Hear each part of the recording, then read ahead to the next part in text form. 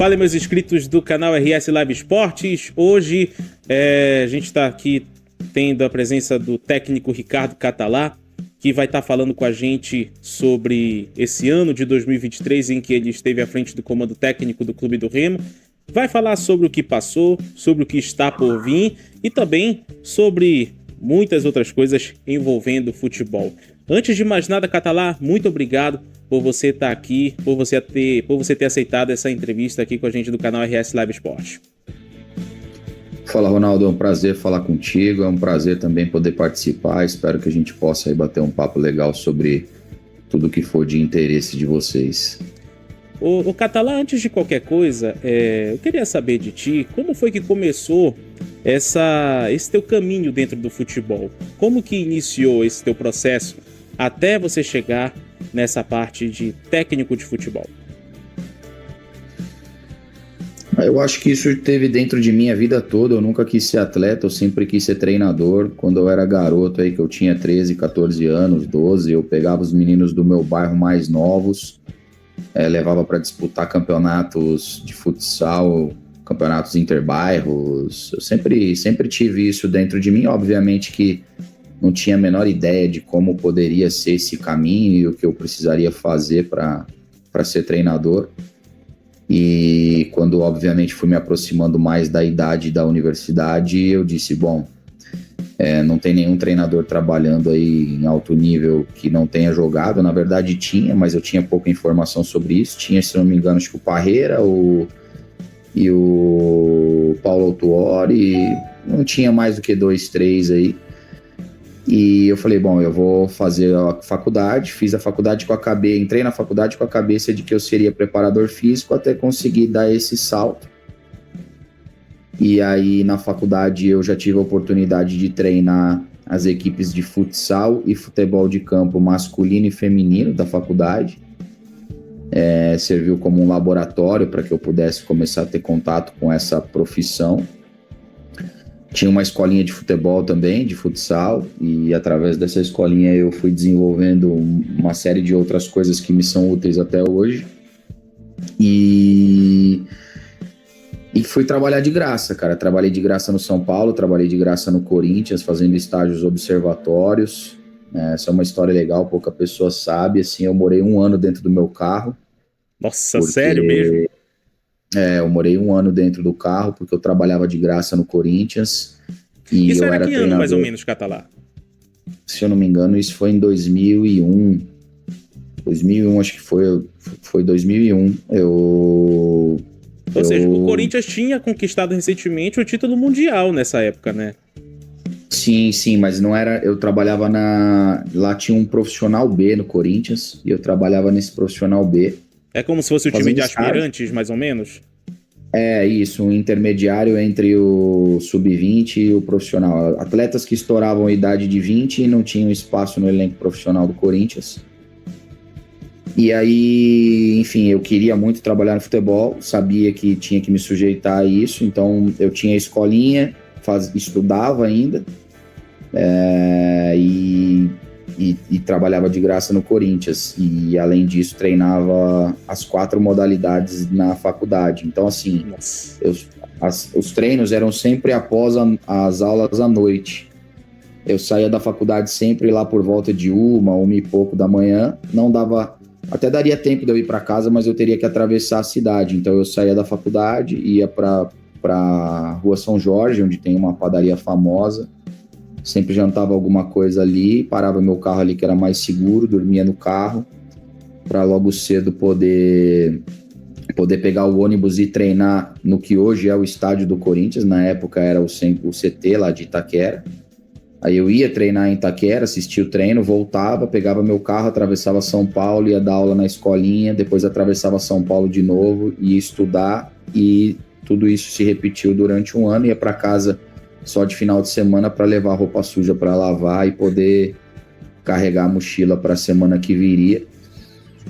Mas foi muito legal, foi um aprendizado incrível, assim, eu pude me desenvolver muito. Quando eu me formo na universidade, eu decido ir para fora do Brasil e fui para Espanha, morei 4 anos lá em Barcelona. tive a oportunidade de trabalhar e estudar, mas eu saí daqui do Brasil sem nada. Essa é uma outra história legal, depois se você quiser eu te conto. Fique à vontade. Eu tinha um Uno bem velho, assim, um Fiat Uno bem velho. Aquele Uno Mini quadradão, né? Aquele bem velho mesmo. Vendi ele, saí da loja, comprei uma passagem só de ida para Barcelona, troquei o resto por euro, do lado da loja da Ibéria, que era no centro de São Paulo. Troquei o restante por euro, deu 400 euros, arrumei um lugar para ficar 30 dias e fui, simplesmente fui. Achei que ia ser fácil, porque você vai ter facilidade, o idioma é parecido e tal. Achei que ia ter facilidade de arrumar emprego no futebol. Não foi assim. Eu tive que arrumar subemprego antes disso. Mas foi muito legal para o meu crescimento. Trabalhei muito tempo fazendo outra coisa que não foi o futebol, até conseguir ter minha oportunidade no futebol. Tive oportunidade, pude provar meu valor, me desenvolvi. Quando eu volto da Espanha após esse período, eu digo, legal, beleza, eu tenho uma experiência de 4 anos fora, quase 3 anos e meio trabalhando com futebol fora, mas eu não conheço ninguém no Brasil do futebol que possa me abrir portas. E aí o Papai do Céu falou assim, fica tranquilo que, como sempre, eu vou te ajudar. E aí eu decidi me matricular num curso, uma pós-graduação em metodologia do ensino de aprendizado de futsal e futebol. Era uma universidade, na Universidade Gama Filho, um curso do Banzé, que foi atleta de futsal, um cara aí super conhecido. E aí a primeira aula foi dentro do Pão de Açúcar Esporte Clube. E eu tinha acabado de voltar da Europa. Na época era uma aula sobre o case Pão de Açúcar e os professores eram os treinadores da base naquela época. Maurício Barbieri, Bruno Pivetti, Gustavo Almeida, Fernando Seabra, Eduardo Barroca, entre vários outros dessa escola. E aí eu comecei a bombardear os caras de pergunta, porque eles tinham uma prática muito assemelhada à que eu vivia na Espanha, até porque vários deles fizeram o caminho da Universidade do Porto para poder estudar. E aí, quando acabou o primeiro dia de aula, o Thiago Escuro, que hoje é CEO do Mônaco, ele encosta em mim e fala, cara, da onde você veio? Assim, suas perguntas estão muito fora da realidade da turma, pergunta de um nível muito específico. Todos os professores que são nossos treinadores da base comentaram. Eu contei brevemente para ele um pouco da minha história. E aí ele falou assim, cara, você não quer vir trabalhar conosco? Eu não tenho nenhuma vaga de treinador aberta, mas eu gostaria de ter você aqui no nosso corpo de funcionários. E aí eu aceitei para ser coordenador do departamento de captação de atletas. Aí eu fiz isso durante um tempo, fui treinador do 14, 15, 17, fiquei lá 7 anos. Mas eu não passei pelo 20, porque quando o clube foi vendido pro grupo Osasco, né, que depois virou Osasco Audax, eu recebi o convite do próprio Thiago Escuro para virar auxiliar da comissão permanente no profissional do Red Bull, que primeiro foi nomeado como Red Bull Brasil e hoje é Red Bull Bragantino. Lá eu fui auxiliar técnico no período em que o Maurício Barbieri foi treinador, que o Silas foi treinador e que o Alberto Valentim foi treinador. E aí, quando a saída do Silas, depois da eliminação na Série D, o clube me faz o convite para dar esse salto e virar treinador da equipe profissional. E aí foi lá que eu iniciei, aí passei pelo Red Bull, passei pelo Mirassol, passei pelo Guarani, passei pelo São Bernardo, Operário, voltei ao Mirassol e até chegar ao Clube do Remo. Sintetizando, essa é a minha trajetória aí até chegar aí no futebol profissional. Cara, agora que coisa, né? Tudo, essa tua guinada para chegar a ser técnico de futebol profissional começou através de, acho que do teu olhar diferente em relação ao grupo que estava ali no meio daquele teu início, né? Acho que se tu não tivesse tido a atitude de perguntar, de questionar, de querer saber mais, é aquela questão, né? De você ser curioso, de querer saber mais e aprender mais. Acho que essa tua atitude ali naquele período foi que deu a diferença que até hoje talvez esteja te trazendo esses frutos bons, né? Que coisa, Sim, cara. mas tem um cara importante nesse processo. Quando eu era aluno ainda do primeiro ano na universidade onde eu cursei Educação Física em São Paulo, e eu me fazia esses questionamentos, tinha um cara que trabalhava no São Paulo, e depois acho que teve no Corinthians, mas ele foi observador técnico do Arsenal, do Manchester United, trabalhou na seleção brasileira, trabalhou no Red Bull Bragantino, Inter de Porto Alegre, que é o Sandro Orlandelli, que é um cara aí referência no futebol, e eu estava no meu primeiro ano, ele no terceiro, ele indo para o último e eu iniciando aí a universidade. E ele era, de certa forma, um espelho, uma referência, porque era um cara que trabalhava num nicho em que todo mundo queria estar. E aí eu um dia pedi para bater um papo com ele sobre isso. Ele já tinha ido para o Japão, ele já tinha feito esse caminho de migrar, de poder olhar outras culturas. E aí esse cara foi muito legal, assim, ele me recebeu com uma baita de uma paciência, ele me deu todos os caminhos, ele falou, você vai ter esse tipo de dificuldade, você vai encontrar esse tipo de facilidade, você vai ter que vencer isso, aquilo. E aí ele me disse, cara, assim, pro que você quer fazer, que é ser treinador, num país como o Brasil, você precisa buscar ser muito diferenciado e ter a possibilidade de ir para a Europa, como você está falando que você tem.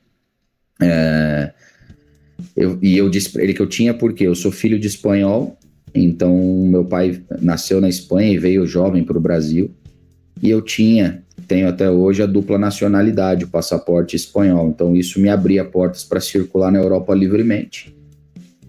E esse cara foi um cara assim muito legal, porque ele me abriu os olhos, me deu um panorama, uma prévia do que eu poderia encontrar, e as dificuldades todas as que ele falou que eu encontraria bateram, assim, foi bem tiro e queda. Foi um cara muito, muito importante, assim, talvez ele nem saiba disso, mas ele teve uma importância grande porque os conselhos e as dicas que deu fizeram com que eu pudesse estar um pouco mais preparado e precavido para as dificuldades que viriam, que não foram poucas. Eu imagino que quando tem alguém que te mostra um caminho, não um caminho mais fácil, lógico, mas te mostra o caminho que se deve percorrer. Claro que isso daí dá uma ajuda em tanto para quem está iniciando, né? Não somente na área de técnico de futebol, mas para qualquer área na vida, né? Para qualquer pessoa que queira trilhar um caminho. E por falar em caminho, Catalá, você foi trabalhando, passando por esses clubes, até chegar ao Clube do Remo. E aí chega o Clube do Remo para você nesse ano, e a minha primeira pergunta em relação ao Remo é saber como que foi esse processo, como foi esse primeiro contato, esse início. Claro, evidente que você deve conhecer o Remo, já devia ter conhecido o Remo antes mesmo de ter vindo para cá. E como que foi essa chegada do Remo para você vir para cá trabalhar? Porque, claro, né, chegar no Remo da forma como o Remo estava, no desafio que era de tentar elevar a moral do elenco, tirar o time da situação que estava e que você conseguiu tirar. Como foi tudo isso, Catalá? Bom, as pessoas com quem eu falei foram o Thiago Gasparino e o Dirson, que é um diretor estatutário. Foi com eles que eu conversei, que eu tratei praticamente tudo.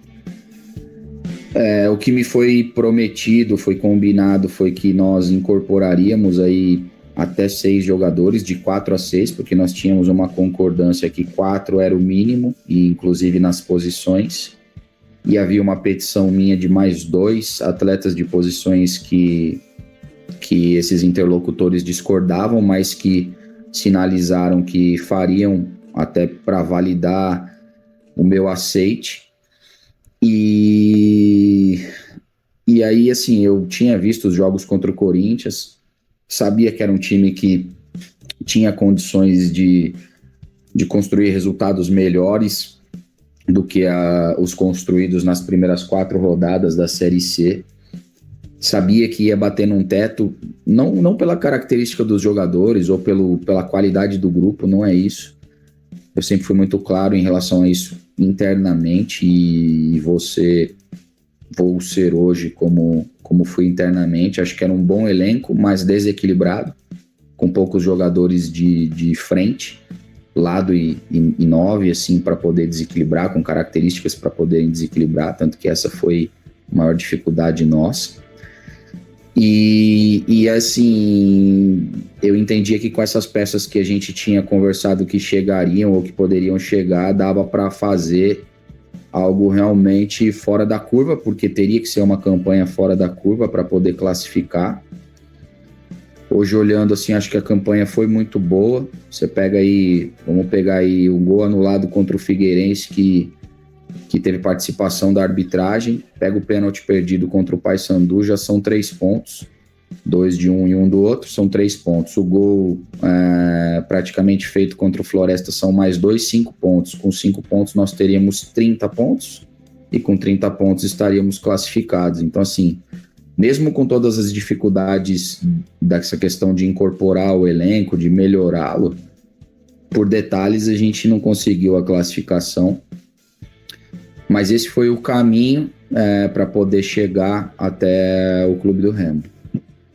E, claro, né, essa chegada sua, o que você falou sobre a questão desse desequilíbrio do elenco, isso era perceptível, né? Todo mundo observava isso e você, logo no primeiro jogo, se não me falha a memória, foi contra o Confiança.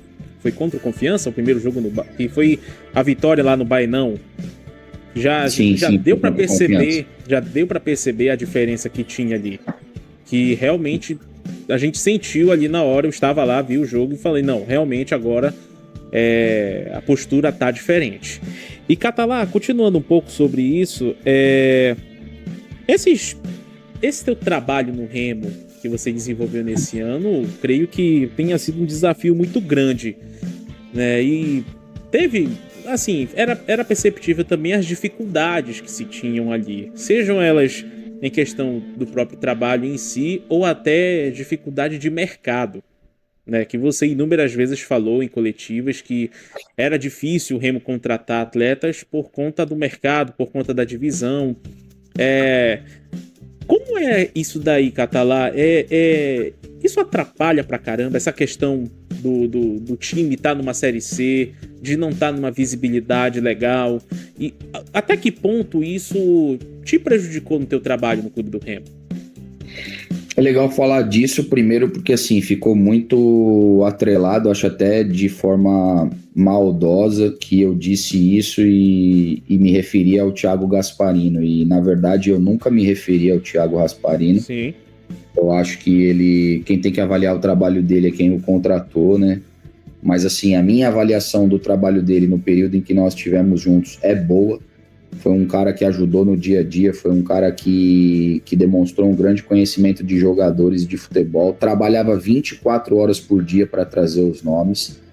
A questão é a seguinte, quando eu falava do poder de convencimento, o pessoal achava que ele não tinha capacidade de convencer o jogador, e na verdade não é isso. Ele estava de mãos atadas. Por quê? Vamos fazer aqui vamos montar um cenário aqui, eu e você, vamos certo? Lá. Você, Ronaldo, atleta, joga na Série B, aí eu sou o executivo do Remo, eu te ligo e falo assim, Ronaldo, vem jogar no Remo, o treinador é o Catalá, pô, você conhece e tal, aí você fala, pô, me interessa, como que é isso? Cara, ó, você tem aí contrato até novembro, vamos supor que o Ronaldo ganhe 50 mil. Você tem contrato até novembro aí, ganhando 50 mil, eu consigo te dar um contrato até o final de agosto, porque é quando acaba a primeira fase da competição. Se a gente classificar, eu estendo o seu contrato até outubro, te pagando 60 mil, te dou 10 mil a mais aí para compensar. Aí você fala, pô, mas eu corro o risco de ficar desempregado no final de agosto. Aí você fala, cara, é o que eu posso fazer. Então faz o seguinte, me dá o contrato aí até o final do estadual do ano que vem, ou até o final do ano que vem, para eu fazer esse movimento, porque daí eu tenho uma estabilidade, eu também tenho família, filho, a garantia escola. que ele teria para poder se manter tranquilo, né? Exato. Aí eu te devolvo assim, ó, como executivo. Putz, então, eu não posso fazer nenhum contrato além de outubro, porque nós estamos em ano eleitoral, e o estatuto do clube não permite que você faça nenhum contrato além do término do mandato. Ainda tinha esse porém esse ano, né? Então aí você tinha que convencer o jogador a vir para um contrato que podia ser de 3 meses menor, para ganhar pouca coisa a mais. Aí o cara olhava a tabela, o cara fala, peraí, deixa eu olhar a tabela. Aí o Remo tá em último, beleza, o Catalá chegou, tá recuperando, mas ainda tá na lanterna e vai ficar uma quantidade de rodadas na lanterna, porque você não sai da lanterna do dia pra noite. Cara, a chance de classificar é pequena, eu não vou. Catalá, desculpa, te adoro, você é um cara legal, gosto de você, você é um treinador marcante na minha carreira, mas não tem como, pô, eu tenho família e isso aconteceu inúmeras vezes. Então, assim, o grande problema nunca foi o Thiago, nunca foi o Fábio, nunca foi o Zé, Mané, o Chico. O grande problema foi que todos os elementos que formavam o contexto não favoreciam para que um atleta do nível que nós gostaríamos de trazer aceitasse vestir a camisa do clube. O clube é gigante, os atletas reconheciam isso, mas a questão era outra, era que todo mundo também está no futebol porque tem suas contas para pagar, seus sonhos, seus objetivos, a gestão da sua carreira. Então chegou um momento que a gente não tinha para onde correr, você olhava para o mercado e só tomava não. Eu até brinquei com isso, né? Não, era um atrás do outro. E não foi só eu que tomei o não, né? Foi eu, foi o Thiago, foi todos os outros diretores que de alguma forma se envolveram nessa busca. É o próprio cenário, né, que o Remo se encontra que acabava atrapalhando todo esse processo, né? Tu até brincou numa coletiva que tu falou que quando tu era jovem, né, na época de matinê, que você chegava numa menina e ela te dava o toco. Não, era mais ou menos isso. Realmente muito complicado, cara. Muito complicado. Mas eu fui um dos poucos, inclusive, a levantar a bandeira de que não era um ou os profissionais que tinham problema, mas sim o próprio cenário em si, porque até quem estava no topo da pirâmide pouco podia fazer numa situação dessa. Realmente é muito complicado. Eu acho que o ajuste era fino, cara, assim, hoje até olhando depois, porque depois é sempre mais fácil de falar, e eu penso que com mais 3 pecinhas aí a gente tinha feito algo extraordinário aí, entendeu? A gente ficou muito tempo tendo que colocar lateral, meia para jogar de beirada e teve bastante dificuldade em conseguir fazer com que os beiradas que nós tínhamos rendessem e as alternativas de mercado não foram suficientes. Agora, Catalá, você chegou nesse momento, o Remo estava na zona de rebaixamento, estava brigando ali, flertando com rebaixamento, estava numa crise, não estava conseguindo vencer, não estava dando certo, a bola não entrava no gol. Cara, como era viver isso daí, velho? Era difícil, né, velho? Você meio que conseguia colocar a cara na rua, assim, ir pra Estação das Docas ou Mangal das Garças, tentar dar uma relaxada na mente. Dava pra fazer isso, cara? A primeira coisa é que, assim, primeiro que eu sou um cara muito, assim, minha vida fora, ela é bem restrita, eu faço pouca coisa. E isso até é uma coisa para corrigir e melhorar, porque chegou uma hora aí que você fica quase louco morando num quarto de hotel de sei lá quantos metros quadrados. Normalmente o primeiro a chegar no clube, o último a ir embora. Chegava, tava tudo escuro, e ia embora, ainda tava tudo escuro. Eu consegui visitar muita coisa na cidade. Nos períodos em que nós vencemos, você tinha um pouco mais de paz para poder circular. A minha família foi me visitar em julho, alguns dias, se não me engano 10 dias, e aí nesses 10 dias nós conseguimos fazer algumas coisas. Eu fui em pontos turísticos, fui em restaurantes que foram recomendados por aqueles que são de Belém. Pude fazer um passeio incrível com um amigo de lancha e poder conhecer um pouco mais da beleza amazônica, né, que foi assim, algo inesquecível para mim e para minha família. Mas também tive o outro lado de você receber uma comida pelo iFood no hotel onde você mora, o cara não querer te entregar o pacote na sua mão porque o time não venceu, ou te fazer uma cobrança na frente de todo mundo. Caraca, até aconteceu isso do iFood mesmo, velho? Aconteceu, as meninas do hotel até diziam assim, nossa, precisa ter uma paciência, as recepcionistas, não, senhor, tem uma paciência. Mas eu entendo que futebol é algo que realmente mexe com a paixão, de alguns mais, outros menos. Eu procurei sempre retribuir essa paixão com uma dedicação quase que exclusiva, porque eu optei por não trazer família e morar no hotel justamente para que eu tivesse foco 100% naquilo que era a missão. A missão em si não me assustava, assim. Eu entendo que, na verdade, era uma baita oportunidade para crescimento. Eu falava hoje com um amigo que, inclusive, trabalha num alto nível, e a gente conversava sobre isso. Ele falou, cara, assim, você teve uma visão que poucos caras têm, né? Porque você tem um objetivo e vai chegar, ele falou, pela tua capacidade de trabalhar em clubes de massa na Série A. E aí você pode exercitar todas as dificuldades que um clube da Série A de massa vai te trazer lá na frente, agora, com 41 anos, jovem. Então você vai, obviamente, tirar todas as lições, fazer os ajustes, para que quando você tem essa oportunidade, você esteja 100% preparado. E foi dessa forma que eu olhei, assim, eu entendia que, trabalhar no Clube do Remo com essa torcida incrível, com essa pressão incrível, eu penso que aquele cara que tem medo de pressão, não gosta da pressão ou sente ela, ele realmente não merece estar nesse ambiente. Esse ambiente, ele é um ambiente de pressão, é inerente ao futebol, sobretudo no Brasil.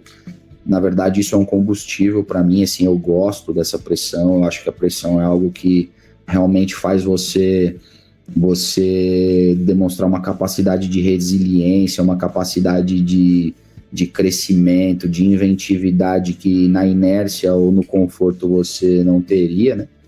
Dizem que, tempestade faz bom marinheiro, né? Vento calmo não faz bom marinheiro. Exatamente. Eu penso assim. Eu penso dessa forma, então assim, para mim, eu sempre olhei como uma oportunidade, mesmo tendo esses probleminhas. Na reta final aí eu cheguei aí em restaurante, essa é legal, eu fui num restaurante no Batista Campos, muito bom por sinal, e vieram alguns torcedores na mesa, e mesmo o time não estando na zona de classificação, até mais para baixo, próximo da zona de rebaixamento, os caras agradecendo, obrigado, o que você fez foi incrível, você salvou o time, etc, etc. E aí quando eu fui pagar a conta, eu tava com a minha comissão, fui pagar a conta, o cara falou, a conta tá paga. Eu falei, mas como assim a conta tá paga, né? Tem alguma coisa errada, a comanda tá errada. O cara falou, não, um daqueles torcedores pediu pra pagar a tua conta. Eu falei, sério? Ele falou, sério. Eu falei, putz, se eu soubesse, tinha pedido mais uns 2 pratos e um vinho mais caro. Aí o dono deu risada. Então aproveito para agradecer você, torcedor, que pagou o meu jantar. Espero ter retribuído à altura, com o esforço do meu trabalho e da minha comissão técnica e de toda a comissão do clube, a tua expectativa. Agora aquele cara lá do iFood que não queria entregar a comida pra ti, deve ficar agora pensando, por que eu não entreguei a comida também pra falar com ele, dar uma palavra de incentivo? Tá vendo? Às vezes o torcedor age no sentimento passional e acaba fazendo essas coisas, né? Acabou te deixando com fome, né, Catalá? Que coisa, cara. Mas faz parte, é o mesmo torcedor que fica com fome, eu deixo um familiar com fome para comprar o ingresso, eu tenho essa compreensão, eu sei bem como é, eu consigo ter essa empatia e olhar pela perspectiva do torcedor. Eu não faço nenhum tipo de julgamento. Óbvio que a questão não pode transcender para violência, acho que aí a gente passou do ponto, né? Mas nunca me senti ofendido ou violentado com as coisas que eu vivi aí, pelo contrário, acho que tudo forma parte do que é o futebol no país, e sempre procurei ter muita serenidade para encarar todas as situações, as adversas, as que me beneficiavam, para poder seguir adiante. E, Catalá, agora falando mais um pouco sobre essa questão do Clube do Remo, você tem uma especialização em psicologia no esporte, que eu acho que foi assim, a primeira coisa que me chamou a atenção logo quando a imprensa aqui de Belém pôde acompanhar o teu currículo, né? E ver que você tinha essa especialização, porque aqui, não só no Remo, mas também no Paysandu, em todos os clubes aqui do Pará, eu acho que até da região norte, os clubes não possuem a cultura desse acompanhamento da parte psicológica dos atletas. E eu, como sou jornalista de formação, mas muito curioso pelas outras áreas e vejo muito, leio muito sobre psicologia e acho importante tocar nesse assunto. Na tua opinião, Catalá, tu achas que o Remo necessita hoje de um profissional voltado para essa área da psicologia, para estar fazendo esse acompanhamento psicológico dos atletas, assim como em outros clubes já possuem? Tu achas que o Remo hoje, nesse momento, ele necessita desse profissional? Se você pudesse chegar, por exemplo, no presidente eleito, que vai ocorrer a eleição no Remo em novembro, quando esse presidente eleito te procurar, já para traçar o planejamento de 2024, você já chegaria com ele e falaria, eu sugiro a contratação de um psicólogo para estar fazendo acompanhamento psicológico junto com os jogadores? Você acha que o Remo necessita desse profissional hoje? Eu penso que todos os clubes que puderem ter a maior variedade de profissionais das mais diversas áreas, melhor. Dentre elas, obviamente, um psicólogo do esporte. Acho que sim, precisa ser um tipo de profissional bem específico, porque psicologia do esporte e psicologia do consultório são coisas diferentes. Na verdade, eu acho até que os clubes podem ter as duas coisas, porque estatisticamente as doenças da atualidade são as doenças da mente e do coração. A gente vê aí muitas pessoas fazendo bobagem na rua porque tem diversos problemas com ansiedade, depressão e vários outros sintomas de doenças do século, né? Estresse e etc. Então eu acho que poder ter profissionais para ajudar aqueles que estão ali submetidos a uma pressão em alguns momentos descomunal ou fora das proporções ajuda, porque por mais que você busque se informar, que você busque olhar para si próprio, você nunca está isento de sofrer com isso. E às vezes, quando você é mais jovem, quando você tem menos conhecimento sobre si próprio, você tem mais dificuldade de identificar esses sintomas e esses problemas, e às vezes quando você vê, já foi tarde, né? Recentemente teve uma entrevista muito legal do Pedrinho, que hoje é comentarista e jogou no Vasco, no Palmeiras, um baita craque, falando sobre depressão. Há 3, 4 dias atrás o Caleri falou isso, que eles venceram o Corinthians, se eu não me engano foi o Corinthians na Copa do Brasil, e que ele foi, inclusive, teve participação direta no jogo, e que ele chega em casa e ele deveria estar feliz e ele sente que não está, que ele está vazio por dentro. Então acho que quanto antes você conseguir detectar esse tipo de sintoma e poder conversar com alguém sobre isso, alguém competente que tenha estudado para te ajudar sobre isso.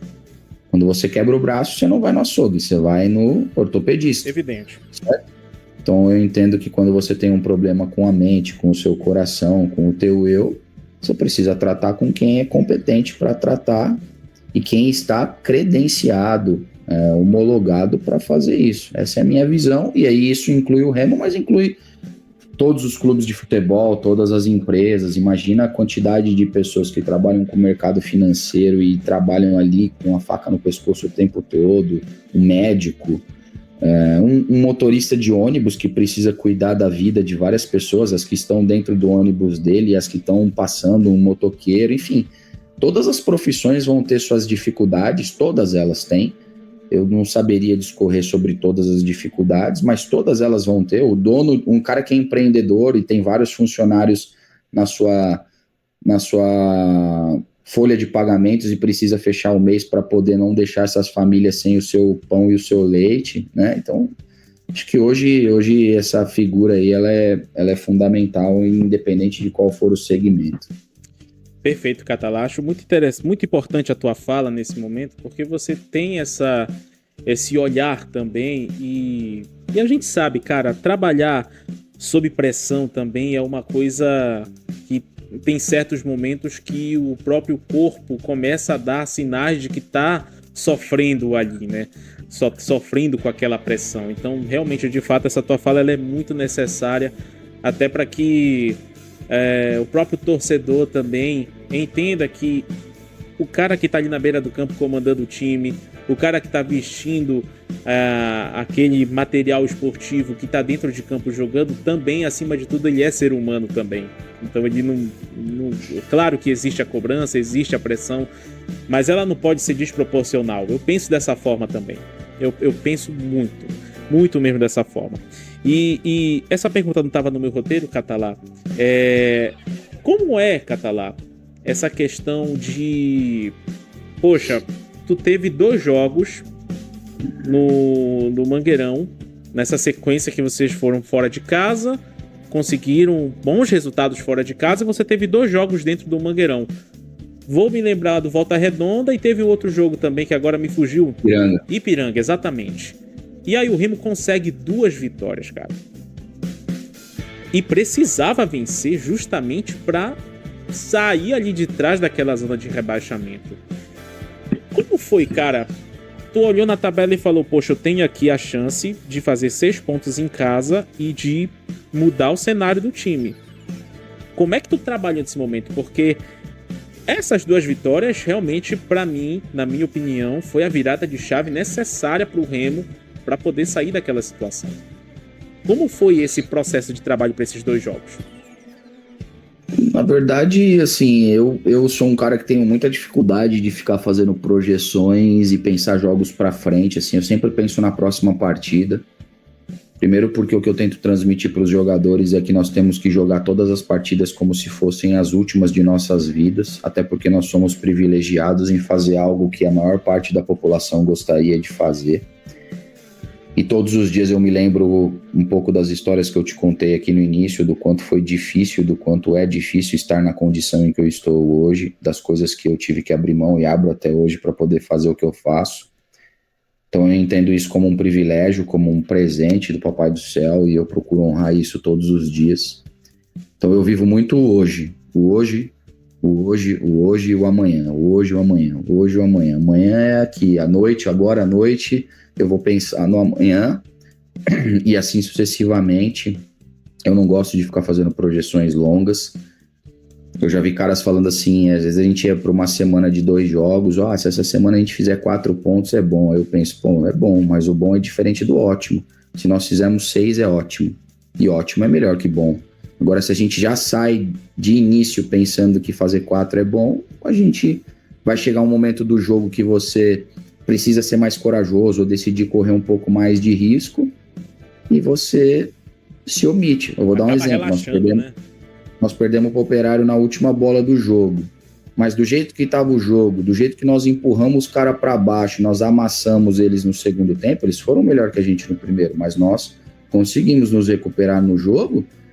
Ali qualquer torcedor queria que a gente fizesse o que estava fazendo, que empurrasse os caras lá para cima, que corresse risco, e o risco era os caras recuperarem uma bola e fazerem um gol.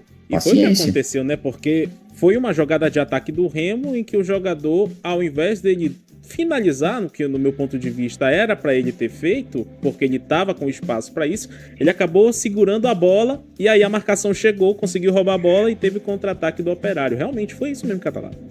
É isso, então assim, eu penso que tudo que você faz, você tem que fazer vivendo agora, de corpo e alma. Meu envolvimento com tudo que eu faço é visceral, mas não fugindo da sua pergunta e respondendo, a gente procurou se preparar como se fossem 2 finais, estudamos muito os detalhes das 2 equipes. A gente sabia que o jogo contra o Ipiranga ia ser um jogo muito duro, porque era uma equipe com uma característica de futebol um pouco diferente da que a gente, do que o nosso elenco estava montado para fazer, né? Um time do Sul com uma característica de muita pegada, de força, de embate, de duelo. Tanto que foi um jogo que a gente não fez um jogo brilhante, mas conseguiu vencer. E contra o Volta Redonda a gente sabia que a melhor forma de se defender e machucar o adversário era tendo a bola, e ali eu acho que a gente faz um jogo beirando a perfeição, porque nós tivemos muitas oportunidades, nós amassamos os caras. No primeiro tempo foi algo assim absurdo. Faltou pra gente um pouco mais de capricho, tranquilidade e competência para deixar um placar inclusive mais elástico. Mas eu entendo que nós fomos competentes nos 2 jogos no que se referia a plano de jogo. Fantástico. E realmente, esse primeiro tempo do Remo com Volta Redonda foi, acho que, um dos melhores desempenhos que o Remo teve na temporada. Porque acho que se o Volta Redonda deu 2 chutes, 3 chutes nesse primeiro tempo, foi muito. Da forma como o Remo intensificou o jogo ali, realmente foi uma coisa realmente fantástica, cara. Agora, eu sei que você não gosta de falar muito sobre futuro, mas é uma pergunta um pouco clichê e inevitável de se fazer. O Remo está em eleição, está em processo eleitoral. Ao que tudo indica, serão 3 chapas que estarão disputando as eleições. E as 3 chapas já entraram num consenso em que falaram sobre a sua renovação para a próxima temporada. Eu sei que ainda não tem nada certo, nada concreto, existem as conversas, a gente não está aqui para querer dar um tipo de furo ou alguma coisa do tipo, mas falando de maneira hipotética, você, Ricardo Catalá, no comando técnico do Remo em 2024, facilita para você essa questão de começar um trabalho desde o início? Porque quando você chegou no Remo, você teve que trocar o pneu do ônibus andando, né? Realmente é muito complicado. Mas começar um trabalho do início, planejando do início, já facilita um pouco pro teu lado? Ou essa questão de começar no início ou começar pelo meio não tem nada a ver? Eu vou dividir a sua pergunta em 2 respostas e até para elucidar algo que eu acho que é importante. O primeiro ponto eu não tenho nenhuma proposta de renovação até o momento. Sei que o clube precisa cuidar de assuntos relacionados à eleição para poder me fazer uma proposta. E aqueles candidatos que me procuraram, sejam de oposição ou de situação, inclusive da situação, a minha posição foi a mesma, que eu não discutiria nada com ninguém até que houvesse um presidente eleito ou que eu tivesse assinado uma proposta que me uniria ao Remo até o final de 2024, porque senão a gente estaria falando de hipóteses, possibilidades e eu acho que isso não é bom para ninguém, até porque o Remo é maior do que todos nós e está acima de todos e eu não gostaria de usar o clube ou de oferecer a minha imagem a ninguém. Eu acho que quem vencer a eleição precisa vencer através da competência do plano estratégico que vai montar para os próximos 3 anos. Depois disso, independente de ser no Remo ou qualquer outro clube, quando o treinador tem a possibilidade de iniciar um projeto, é muito melhor porque ele consegue delinear o elenco de acordo com o tipo de jogo que ele quer fazer. E aí, no meu caso, levaria em consideração o contexto, que tipo de clube que tipo de jogo que os torcedores gostam de ver, que tipo de jogo que a divisão exige, e aí, através de que tipo de jogo que eu tenho como ideia macro, e aí, através disso, poder oferecer uma relação de nomes de jogadores para que o clube possa buscar e aí entender da direção qual é o tipo de ideia em relação ao ano todo. Você vai usar o estadual para tentar ganhar ele ou você vai usar o estadual para desenvolver uma identidade forte o suficiente para chegar na Série C robusto, confiável, competente. Vamos pegar o exemplo do Operário, que é um clube que eu trabalhei, conheço bem as pessoas, inclusive o treinador é meu amigo. Sabiam que no estado, em algum momento, Atlético e Curitiba estariam numa condição para ganhar o campeonato e fizeram o quê? Fizeram o que eu fiz no ano que eu tive no Operário, inclusive que foi a melhor campanha do clube na história do estadual. Rodaram todo o elenco, rodaram o goleiro, rodaram o zagueiro, lateral, meia, volante, atacante, deram oportunidade para todos, promoveram jogadores da base, olharam quais jogadores da base tinham condição de estar no elenco de Série C, não só para estar ali figurando em treino, mas para poder entrar em jogo e mudar a história de partidas. Então, e aí o Operário chega pronto, faz uma campanha muito boa no estadual, chega pronto na Série C e oscila muito pouco. Então, essa é a visão que eu tenho, independente de qual for o clube, independente de qual for a divisão. Eu entendo que toda vez que o treinador tem condição de construir esse caminho, é melhor para todos, porque desde o recrutamento, tudo é voltado para um plano, um projeto que foi delineado, construído junto com a direção. Perfeito, Catalá. É até bacana de você falar sobre essa questão aí, de se existe contrato ou não, até para que não se levante algum tipo de rumor, polêmica ou algo do tipo. E, Catalá, a gente está chegando no final aqui dessa entrevista e eu deixei propositalmente essa pergunta no final porque, para mim, foi uma das coisas que mais me marcou logo na tua chegada. Quando você teve o seu primeiro contato com a torcida do Clube do Remo. Quando você viu o bainão lotado dos torcedores azulinos. Quando você teve aquela impressão, quando você teve, vamos dizer assim, aquele amor à primeira vista com a torcida do Remo. Cara, o que você pode dizer do torcedor azulino nesse momento que teve aí um papel importantíssimo nesse final de temporada, e que recado você manda pro torcedor? Assim, ó, eu primeiro tenho a mesma impressão daquele dia hoje, assim, eu sei que culturalmente tem uma questão de jogar no Baenão e uma preferência, eu sei a localização ajuda, o valor do ingresso, tem uma série de questões, né? Mas as festas que eu vi foram poucas, porque eu tive pouco tempo no clube, mas as festas que eu vi no Mangueirão são de arrepiar, são incríveis, quando a torcida canta com aquele estádio cheio e a acústica do estádio, assim, para mim é muito mais marcante do que qualquer outra situação que a gente possa ter vivido em outro estádio, assim, a torcida realmente, quando ela se propõe a empurrar, cantar e fazer a festa, é algo de arrepiar, assim, é incrível. Eu continuo tendo a mesma impressão. Acho que todas as cobranças e direcionamentos desse ano são um resquício do sofrimento esportivo das últimas temporadas, sobretudo 21 e 22. Acho que o final de 21 machucou muito o torcedor, porque todo mundo vinha de um tempo grande nas bolhas, dentro das suas casas devido à pandemia. E aí, quando o torcedor pode, de fato, estar mais próximo, vem o descenso. E ano passado, de certa forma, o Remo era a equipe a ser batida, né, pela folha, pelo time, por tudo. E aí, na última rodada, sair fora da zona de classificação, acho que de certa forma foi com requintes de crueldade. Então, torcedor, óbvio que tá magoado, chateado, e aí vem esse início de Série C, que era, vamos dizer assim, o carro-chefe do torcedor, né? O torcedor quer subir. E então eu entendo todas as cobranças, todas as manifestações de insatisfação. Nunca senti que elas fossem direcionadas a mim ou alguém especificamente.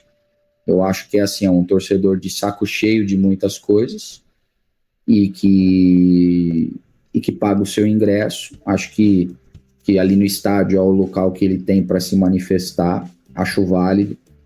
Acho que ele ajuda muito mais o time quando ele canta, porque é algo espetacular, assim, é algo realmente incrível. É bonito de ver. É um negócio de você sentar no banco ali e esquecer o jogo ali 2-3 minutos e ficar olhando para cima e ver as pessoas cantarem do fundo do coração. Então eu espero, hoje eu vejo o clube pronto para esse próximo passo, assim, que o clube suba e nunca mais volte para a Série C. O clube tem um CT que está sendo cada vez melhorado, está saneado financeiramente, tem feito seus acordos com os jogadores e cumprido. Isso é muito importante, muito, para você poder recrutar bem. Então, o meu desejo de todo o coração, independente de quem vai ser o treinador do Remo em 2024, independente de qual vai ser o elenco, independente de qualquer situação, é que o clube do Remo possa subir para a Série B em 2024, que o torcedor seja contemplado nos seus anseios, que ele veja um time que o represente com os seus valores, com as suas ideias, que possa entregar alegrias e que 2024 seja um ano de comemoração para o torcedor do Clube do Remo. Bom, Catalá, te agradeço por essa entrevista, pela oportunidade que tanto eu como quem estiver vendo esse vídeo teve de conhecer um pouco da tua pessoa, da tua trajetória e do teu trabalho. E o canal aqui vai estar aberto, disponível, sempre que precisar, a gente está aqui à disposição. Deixa eu agradecer também a sua assessoria, a assessoria do Clube do Remo também, que se disponibilizou a ajudar na realização dessa entrevista. E Catalá, acima de qualquer coisa, muito sucesso, que você consiga trilhar um caminho mais vitorioso ainda, que você consiga conquistar os seus objetivos, seja no Clube do Remo, seja em outro clube, que eu tenho certeza que 2024 vai ser um ano de muita luz para você. Muito obrigado pela entrevista, Catalá. Valeu, meu irmão, amém. Eu desejo o mesmo a você, a todos aqueles que estão nos assistindo, muita paz, muita saúde para todos, que todos tenham aí um final de ano maravilhoso, incrível, que todos possam se sentir realizado em tudo aquilo que forem fazer, e eu estou à disposição sempre para aquilo que você precisar, tá bom?